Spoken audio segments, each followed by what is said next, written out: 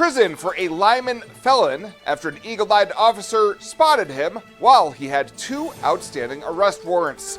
KNEB.TV News starts right now. From your trusted source for news in western Nebraska and eastern Wyoming, this is KNEB.TV News. Presented by Platte Valley Companies, premier provider of financial services. Hello, I'm Ryan Murphy. This is KNEB.TV News powered by Platte Valley Companies. Thanks for joining me. In our top story, a Lyman felon caught with a handgun in his waistband by an off-duty officer earlier this year has been sentenced. Back in March, a Scottsbluff officer spotted 28-year-old Travis Buckley at Walmart and knew he had 2 outstanding warrants for his arrest. When Buckley was arrested, they found a concealed weapon on his person, and earlier this year he pled no contest for a charge of possession of a firearm by a prohibited person. On Friday, Buckley was sentenced to 3 years in prison on the Class 1D felony. Well, a Torrington man who was nabbed with 2.5 ounces of methamphetamine in a stolen pickup has pled no contest to the most serious charge in a recent plea deal in Scottsbluff County District Court. 28-year-old Sean Fagler was arrested back in May following a Scottsbluff County Sheriff's Office investigation. Earlier this month in District Court, he pled to the Class 1C felony charge of possession of meth, 28 to 140 grams with intent to distribute, and in exchange for his plea, all remaining counts were dismissed. He faces 5 to 50 years in prison during his October 22nd sentencing. Co-defendant Alexander Padilla will be back in court in September for his pretrial hearing. And the Scottsbluff Police Department has been granted reaccreditation through January of 2028 by the Nebraska Commission on Law Enforcement and Criminal Justice. In order to receive or maintain accreditation, the agency had to meet requirements that included staying current with all data reporting required by the state and meeting state standards of 100% compliance for officer continuing education, meeting state firearm standards, and maintaining a background investigation process. The department was also required to create or maintain state-mandated policies on a list including ethics, body-worn cameras, racial profiling, and implicit bias, duty to intervene, use of force, and pursuit of motor vehicles. The department received the initial accreditation back in 2022. We'll have more news right after this.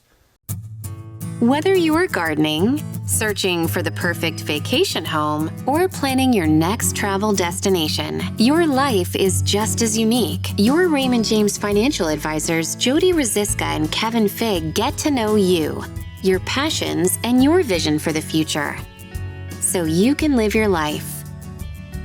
That's life well planned.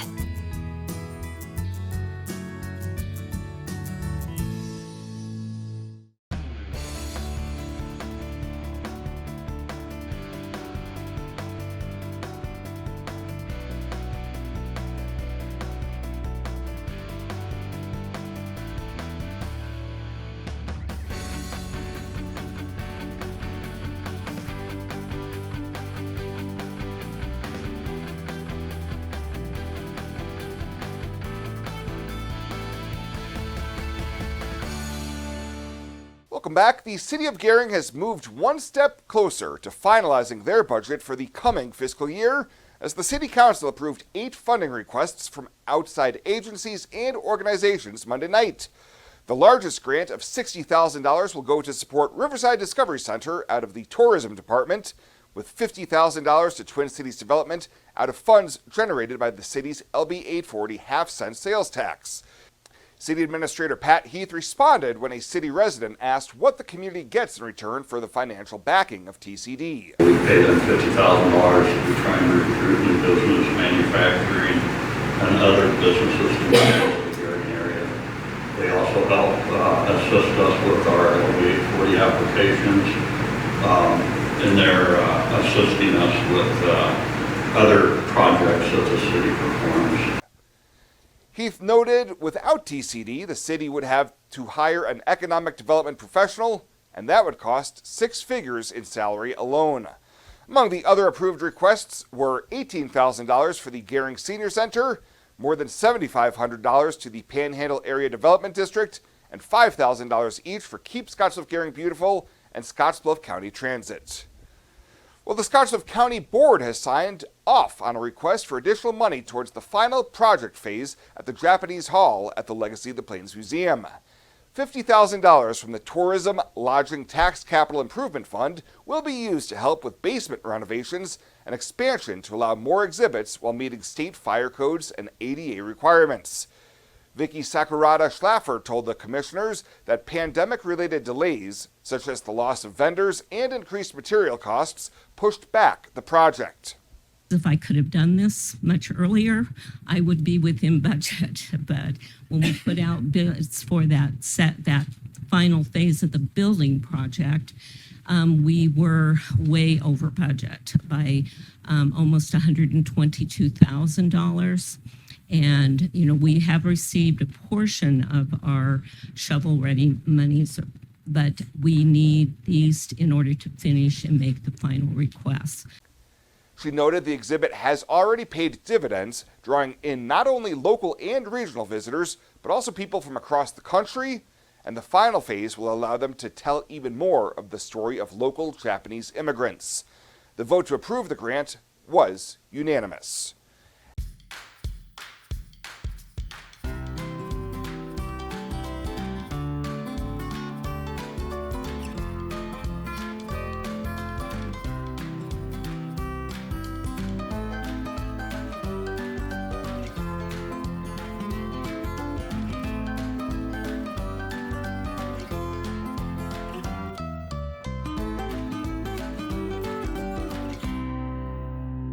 I imagined retirement in a place where we could enjoy our golden years, where adventure and friendship are the only items on the schedule. The Garden Homes at Northfield gives us the luxury we planned for and peace of mind when it comes to convenience, safety, and comfort.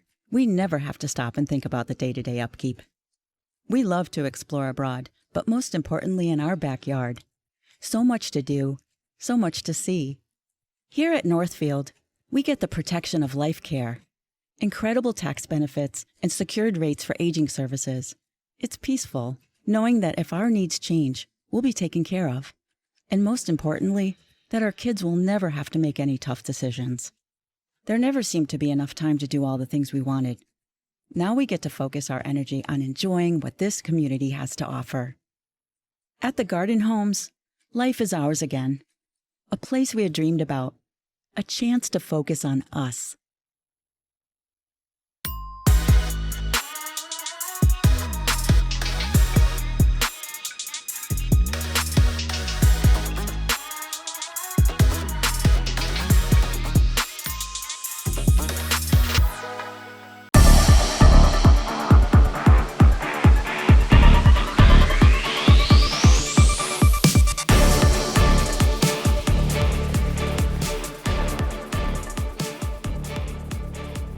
The Mitchell volleyball team enters the fall of 2025 needing to replace 6 seniors from last season's roster.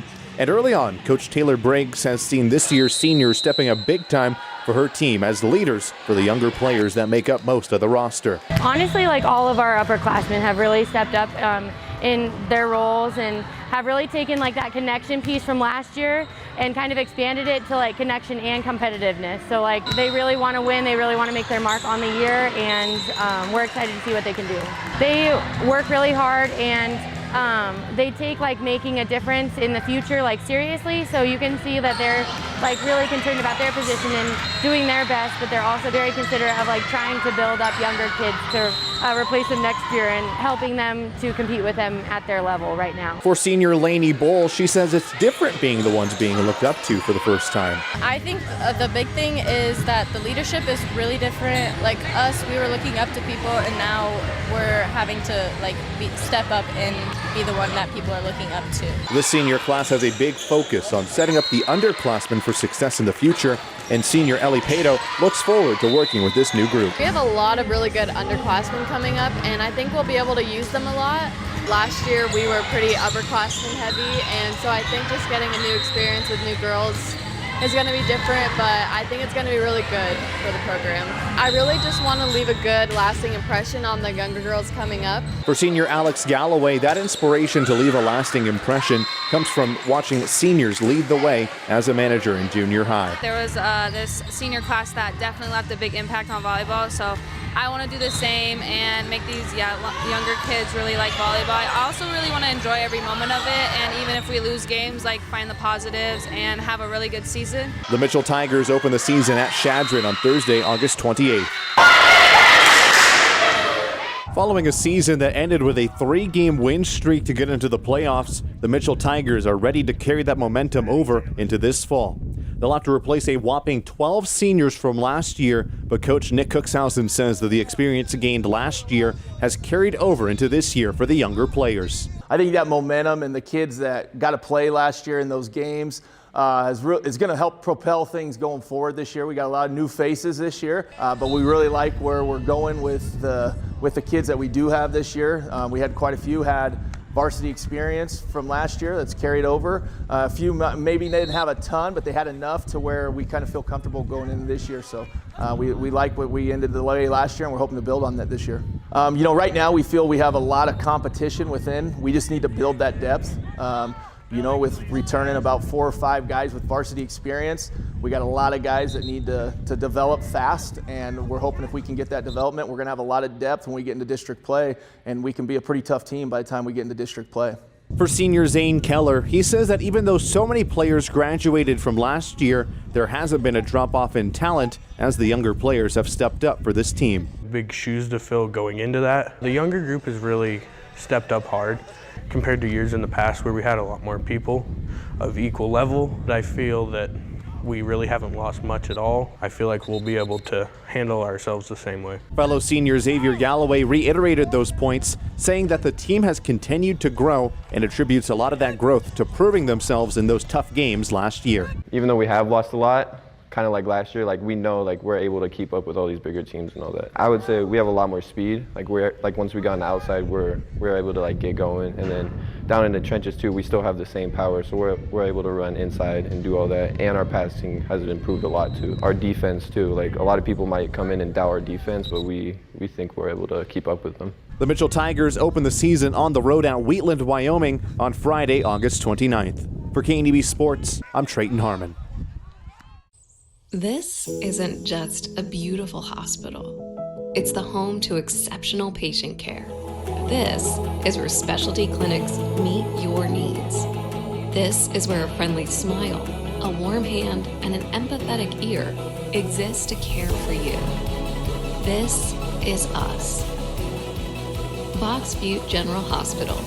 Great things are happening here. Pet waste and water don't mix. Animal waste decomposes in water, releasing nutrients, which deplete the oxygen fish and other life need to survive and encourage harmful algae growth. Animal waste also has disease-carrying bacteria, making contaminated water unusable. It's easy to prevent pet waste pollution. Simply pick up your pet's waste and dispose of it in a trash can, and avoid letting your pets defecate within 200 feet of our community's waterways. Tri-City Stormwater reminds you it's our water, our responsibility.